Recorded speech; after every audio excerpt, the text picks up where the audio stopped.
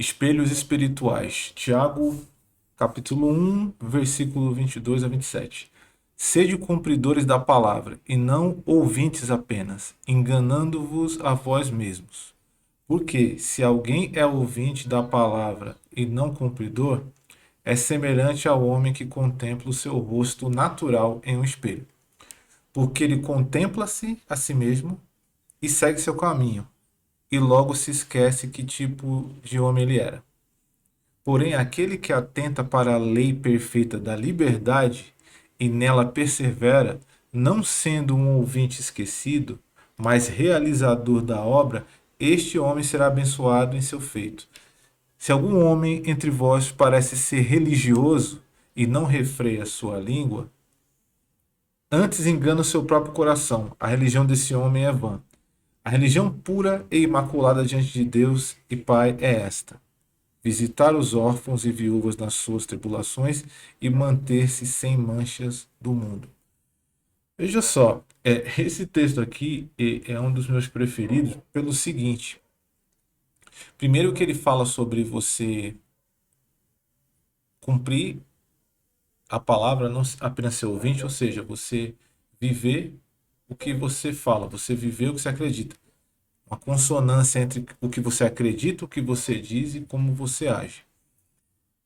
E depois ele compara isso a um espelho, como alguém que o ouvinte, aquele que só ouve a palavra, mas não cumpre, é igual a uma pessoa que ela olha para o espelho, vê a própria aparência, mas quando sai e segue a vida, não consegue lembrar como o rosto de fato é. E avançando, ele fala sobre a lei perfeita da liberdade, né? E ele fala sobre a verdadeira religião e aquele que se acha religioso. Mas eu vou fazer aqui uma junção rápida e uma reflexão importante, porque o que acontece? Eu sou uma pessoa que eu estou transmitindo aqui essa mensagem, e eu sou uma pessoa que eu já cresci dentro dessa verdade, tive dúvidas, eu buscava entender, puxa, por que, que o outro crê diferente? O que, que aconteceu exatamente? Quais processos levaram o mundo a ser como ele é? Por que tantas crenças? Por que tantas denominações? Por que tantas religiões? Eu fui buscar entender isso por conta própria. E a conclusão que eu cheguei é que, de fato, algo que eu já falei em outros vídeos aqui do canal, de fato, pelo, por conta de o evangelho ter sido, vamos dizer assim, dogmatizado, cooptado pela religião cristã, as pessoas não conseguem enxergar e chegar à conclusão que eu cheguei depois de eu ter olhado diversos outros ângulos, diversas outras crenças, a conclusão de que o evangelho de Cristo é a realidade espiritual máxima. E como eu já falei várias vezes aqui, isso não tem a ver com religião. Só que é difícil para as pessoas fazerem essa desconexão por conta de como a cultura se apresenta quando o assunto é Deus, Cristo, o Evangelho e a Escritura Sagrada, mesmo do Velho Testamento, da Torá, e se mistura várias questões. Então, assim, como eu falei, esse canal aqui não é teológico, é mais para levar você a uma verdade prática. Mas as pessoas não chegam a essa conclusão de que o Evangelho de Cristo é a realidade espiritual máxima por conta de uma cegueira mesmo que foi implantada até de propósito por forças de oposição, por forças de rebelião, que depois em outro vídeo a gente pode falar melhor. Aí você me pergunta, mas o que, que tem a ver isso que você falou com esse texto? Tudo, porque veja só, o evangelho ele só pode ser experimentado se ele for vivido. Ele não é uma intelectualização. E é exatamente o que Tiago fala aqui. Só que o que acontece? É possível, né, viver essa mensagem, viver esse evangelho de uma maneira como uma fachada, que é o que ele comenta aqui no versículo 25, 26, né, quando ele diz o seguinte: se algum homem, quando fala homem aqui é humano, entre vós parece ser religioso e não refreia a língua, antes engana o seu próprio coração. E a religião desse homem, dessa pessoa é vã. O que está sendo dito aqui é o seguinte: é algo que você lê até na sabedoria de Salomão, que ele diz o seguinte: o bem e o mal está no poder da língua. Quem souber usá-la comerá do seu fruto. Ou seja, também pegando até um gancho também, Jesus falou, né? Pelos frutos vocês vão conhecer as árvores. Aqui ele está dizendo o seguinte: o discurso de uma pessoa que se diz religiosa pode parecer muito bonito, mas se a fala dela, quando ela fala fora dos dogmas, fora da crença dela, não condiz com aquilo que ela acredita, a religião dela é vã. E aqui eu acho que vai além até da fala, ele está falando da prática, porque no final ele até comenta que, né, vamos analisar aqui como uma narrativa, né, a religião pura e imaculada diante de Deus Pai é esta: visitar os órfãos e as viúvas nas suas tribulações e manter-se sem manchas do mundo. Ou seja, o evangelho, a nova aliança, o novo mandamento de Cristo é amar a Deus de todo o coração, de toda a alma, de todo o entendimento, de toda a força, e amar o próximo como a si mesmo. Essa é a realidade espiritual máxima. Mergulhando nisso, você encontra diversas outras camadas de sabedoria espiritual. Sim, para diversas outras camadas da vida. Mas o principal mandamento é esse: se você está conectado com Deus, você participa da natureza de Deus. E nada vai ser um empecilho para você dentro desse mundo. E se você ama o próximo, você está fazendo para ele o que você gostaria que fizesse para você. Você está mantendo o equilíbrio. E quando ele fala aqui que a religião imaculada e pura diante de Deus é visitar os órfãos e as viúvas nas suas tribulações e manter-se sem manchas do mundo, é uma outra forma de dizer o seguinte: como é que você se mantém sem manchas do mundo? Ou seja, sem se corromper por esse mundo, amando a Deus de todo o coração, de toda a alma, com todo entendimento, com toda a força.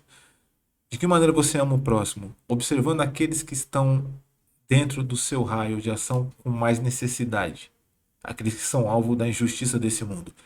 Essa é a verdadeira religião. Servir as pessoas que estão em necessidades e se manter, se abster da corrupção desse mundo. Quando você faz isso, você desenvolve a tua disciplina, força e sabedoria espiritual, e você desenvolve o amor, tanto na direção de Deus quanto na direção do próximo. Essa é a realidade espiritual máxima. Isso é que vai trazer saúde mental para você, saúde emocional, saúde física para você. É isso. Essa é a verdadeira religião. E passa pelo que ele falou no início: ser um cumpridor da palavra e não apenas um ouvinte. Você olhar no espelho, que é a palavra, se ver nesse espelho, e mesmo quando você vira o rosto desse espelho, você não perdeu a sua identidade. É isso que ele está querendo dizer aqui. Essa é a realidade espiritual máxima.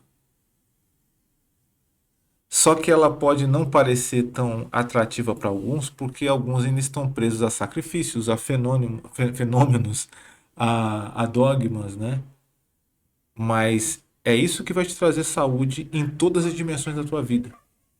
Seja na tua vida pessoal, como falei, a vida interior, saúde mental, saúde emocional, nos teus relacionamentos, nos teus negócios, entendeu? Se você vibra a vibração do amor, você sempre vai estar entregando algo excelente no que você faz, no que você é, e isso se torna atrativo.